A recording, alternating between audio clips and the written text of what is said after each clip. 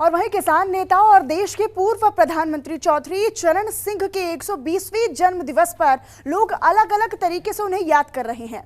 दरअसल देश भर में तमाम कार्यक्रमों का आयोजन किया जा रहा है, तो लोग उन्हें अपने अपने तरीके से याद कर उन्हें श्रद्धांजलि दे रहे हैं। बागपत से चौधरी चरण सिंह का लगाव किसी से छिपा नहीं है और बागपत से लोकसभा सांसद सत्यपाल सिंह ने जनतंत्र टीवी के राजनीतिक संपादक अखिलेश मिश्र से खास बातचीत की और जानने की कोशिश की कि आज चौधरी चरण सिंह को कैसे याद करते हैं।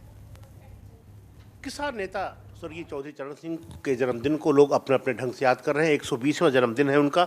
हमारे साथ सत्यपाल सिंह जी अभी मैंने देखा आपने अपने सैकड़ों वर्कर्स को चौधरी चरण सिंह जी की तमाम चीज़ों को बारे में बता रहे थे, उनकी वर्किंग शैली के बारे में बता रहे थे कि किस तरह काम करते थे, किस तरह से वो 24 घंटे के वर्कर थे। देखिए, सबसे पहले तो मैं इस देश के जो करोड़ों किसान भाई बहन हैं उनको मैं चौधरी चरण सिंह की जयंती पर 120वीं जयंती पर सबको मैं बधाई भी देता हूं, उनका सबका अभिनंदन भी करता हूं। उन लोगों ने और उनके पूर्वजों ने जिस प्रकार से चौधरी चरण सिंह जी का साथ दिया, किसानों की शक्ति को जिस प्रकार से खड़ा किया, ये अपने आप में काबिल तारीफ है।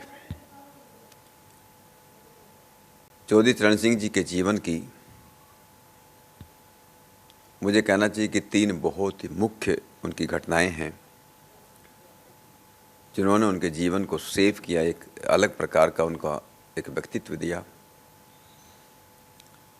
सबसे पहले वे ऋषि दयानंद या आर्य समाज के भक्त थे, इसलिए उन्होंने सारे जीवन आर्य समाज के सिद्धांतों में विश्वास करते हुए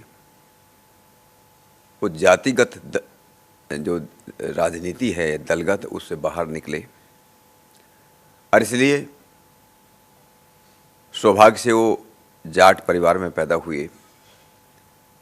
लेकिन गुर्जर समाज समझता था कि वो गुर्जर हैं, यादव समझते थे कि वो यादव हैं, महाराष्ट्र में चले गए तो सोचते थे कि मराठा हैं। मुझको नहीं लगता और किसी भी राष्ट्रीय नेता के बारे में इस प्रकार का सोच बन पाया। और सर चौधरी छोटूराम जी के बाद इस देश में अगर किसी को किसान मसीहा कहा गया वो चौधरी चरण सिंह जी रहे। और उनका जो सबसे बड़ा योगदान जो है किसानों के बारे में कहा जाता है, 2 मैं बातें आपको बताना चाहता हूं। एक तो 1952 में जब पहली बार वो पार्लियामेंट्री सेक्रेटरी बने, या एक किस्म से कह सकते हैं छोटे मंत्री बने, उस समय हमारे जो उत्तर प्रदेश के मुख्यमंत्री पंत जी थे उनके साथ वो काम करते थे। उन्होंने जमींदारी उन्मूलन कानून की ड्राफ्टिंग की और वो फिर पास किया 1952 में कि जमींदार किस प्रकार से छोटे किसानों का किस प्रकार से शोषण करते थे, इस बात को ख़त्म किया। और 2 वर्ष बाद ही उन्होंने उत्तर प्रदेश भूमि सुधार कानून पास किया ताकि जो हमारे छोटे और सीमांत किसान हैं उनके अधिकारों की रक्षा हो सके। तीसरी बात, 1959 में नागपुर के जो कांग्रेस का अधिवेशन हुआ, उस समय हमारे पहले जो प्रधानमंत्री जी थे पंडित जवाहरलाल नेहरू। पंडित जवाहरलाल नेहरू का जो एक प्रकार से उनकी जो सोच थी, जो विचार थे, वो सब आप देखोगे कि सब जगह एक उसका मूलभूत एक ही उद्देश्य था, किस प्रकार से इस देश के किसानों का चहुमुखी विकास होकर भला हो सके। इसलिए वो बहुत बार कहा करते थे, किसी भी राष्ट्र का उदय, किसी राष्ट्र का कल्याण जो है, देश का कल्याण, उसके किसानों के खेत और खलिहानों से होकर के वो रास्ता गुजरता है। इसलिए तरक्की का रास्ता, देश की तरक्की का रास्ता किसानों के खेत और खलिहानों से होकर के गुजरता है।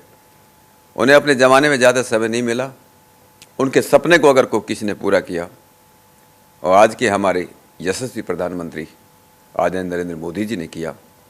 और इसलिए किसानों के कल्याण के लिए जितनी नीतियाँ, जितने नीतिगत निर्णय मोदी सरकार ने किए और उन्हीं के पद चिन्हों पर चलते हुए जिस प्रकार योगी सरकार ने उत्तर प्रदेश के अंदर किए, इतना इतिहास में कभी नहीं हुआ।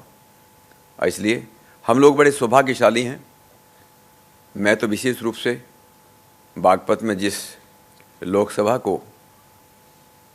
उन्होंने प्रतिनिधित्व दिया, मुझे भी बागपत की जनता ने आशीर्वाद दिया कि मुझे भी 2 बार चुना है और उनकी जो सबसे बड़ी पंचायत है इस देश की, वहाँ पर, ताकि मैं किसानों का, अपने क्षेत्र का प्रतिनिधित्व कर सकूं, किसानों की आवाज़ बन सकूं, ये सौभाग्य भी मुझे उसी बागपत की धरती ने दिया। बहुत बहुत धन्यवाद। ये थे सत्यपाल सिंह जी। जब भी चौधरी चरण सिंह का जिक्र होता है तो ये अक्सर भावुक हो जाते हैं और इनका ये कहना है कि अगर इन्हें दिन भर बोलना पड़े तो शायद उन्होंने जो कुछ किया वो कम पड़ जाएगा, समय कम पड़ जाएगा, लेकिन उनकी उपलब्धियां कम नहीं होंगी। कैमरामैन कमल के साथ अखिलेश मिश्र, जनतंत्र टीवी, दिल्ली।